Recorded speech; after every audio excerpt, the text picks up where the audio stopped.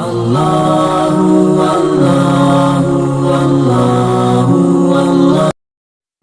باللہ من الشیطان الرجیم، بسم اللہ الرحمن الرحیم۔ السلام علیکم پیارے ناظرین، میں ہوں محمد نواز اور آپ دیکھ رہے ہیں اسلامک ورلڈ۔ ایک دفعہ کا ذکر ہے کہ ایک گاؤں میں ایک اسکول ہوا کرتا تھا، جہاں پر ایک استاد بہت زیادہ محنتی اور دل لگا کر بچوں کو پڑھانے والا تھا۔ وہ بچوں پر بہت زیادہ محنت کرتا اور بچوں سے محنت کرواتا تھا تاکہ وہ زندگی میں ایک اعلیٰ مقام حاصل کر سکیں۔ لیکن اسکول کے بچے استاد کی طرف سے مسلسل محنت اور پڑھائی کی وجہ سے تھک گئے تھے۔ انہوں نے کچھ دن رخصت حاصل کرنے کی تدبیر کی۔ ایک دن سب طالب علموں نے بیٹھ کر پروگرام بنایا کہ جب استاد صاحب کلاس میں آئیں تو سلام لیتے وقت باری باری یہ کہیں کہ استاد جی اللہ خیر کرے، آپ کا چہرہ زرد محسوس ہو رہا ہے اور آپ ہمیں بیمار لگ رہے ہیں۔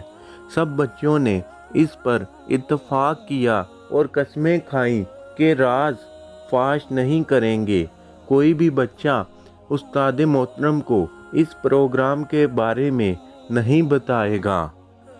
دوسرے دن جب اسکول لگا تو استاد صاحب تشریف لائے۔ اسلام لیتے وقت ایک بچے نے بڑی ذمہ داری سے اور ہمدردانہ طور پر عرض کیا، استاد جی اللہ خیر کرے، آج آپ کا چہرہ کیوں زرد سا محسوس ہو رہا ہے؟ استاد نے کہا، میں تو اچھا بھلا ہوں، تو یوں ہی بک بک کر رہا ہے۔ جا اپنی جگہ پر بیٹھ اور اپنا کام کر۔ اسی طرح دوسرے طالب علموں نے سلام عرض کرتے ہوئے کہا، استاد جی برا نہ مانیں تو ایک بات کہیں۔ استاد نے کہا بولو۔ تو باری باری سب بچوں نے کہا کہ آج آپ کچھ بیمار سے محسوس ہو رہے ہیں۔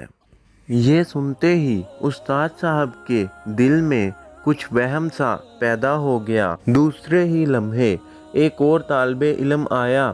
اس نے جھک کر سلام عرض کیا اور کہا، آپ کچھ بیمار ہیں؟ اللہ خیر کرے اور ہمارے استاد جی کو بخیریت رکھے۔ جب تمام کلاس نے استاد جی کو بیمار بتایا تو استاد کا وہم بڑھتے بڑھتے یقین کے درجے پر پہنچ گیا۔ استاد جی کو صحیح میں سر میں درد محسوس ہونے لگا۔ استاد صاحب بیماری کے وہم سے سست ہو گئے، چادر اوپر لے کر آہستہ آہستہ گھر چلے گئے اور بچوں کو کہا، مجھے گھر آ کر سبق سنا دینا، میری طبیعت ٹھیک نہیں ہے۔ استاد صاحب جب گھر پہنچے بیوی پر خفا ہونے لگے کہ تو میرا خیال نہیں رکھتی، دیکھ میرا چہرہ زرد ہو رہا ہے۔ جبکہ اسکول کے بچوں نے میری بیماری کی نشاندہی کی ہے۔ بیوی کہنے لگی، آپ تو بالکل ٹھیک ہیں، آپ بیمار نہیں۔ استاد صاحب نے اسے جھڑک دیا اور کہا، جا میرا بستر بچھا دے۔ استاد صاحب بستر پر لیٹے۔ اتنے میں ان کے شاگرد بھی ان کے گھر آن پہنچے اور چارپائی کے ارد گرد کھڑے ہو کر اونچا اونچا سبق پڑھنے لگے۔ سبق کی آواز اتنی اونچی تھی کہ بچوں نے سارا گھر سر پر اٹھا لیا۔ استاد صاحب نے کہا، کم بختو، تمہیں پتہ نہیں میں بیمار ہوں، تم شور مچا رہے ہو، میرا سر پھٹا جا رہا ہے۔ استاد صاحب نے سر پہ ہاتھ پھیرتے ہوئے کہا، جاؤ اب چھٹی کرو، اگر میری زندگی رہی تو میں پھر تمہیں پڑھاؤں گا۔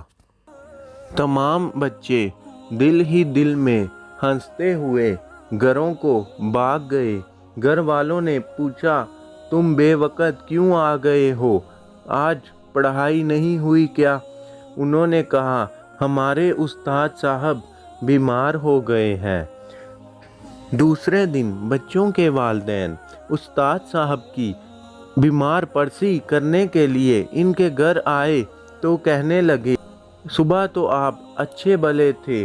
उस्ताद साहब बोले, मेरी बीवी ने मुझे ना बताया कि मैं बीमार हूँ।